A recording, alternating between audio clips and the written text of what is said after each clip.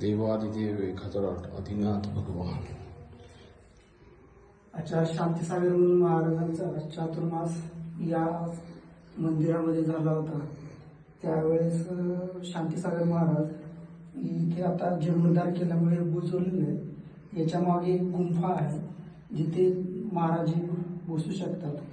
याच ठिकाणी या महाराजांच्या गळ्यामध्ये साप अंगावर खेळत होता. ती हीच जागा आज ती बुजवलेली आहे. काही कालांतराने काढून तिथं ओपन करणार आहेत. एवढा दरवाजा आत जायला आहे, इथून ते ओपन करणार आहे. असे प्राचीन दिगंबर जैन मंदिर ऐतिहासिक आचार्य शांतीसागर महाराजांच्या पादप्रक्षालनाने पवित्र पुण्य झालेलं. नमोस्तु. नमस्कार.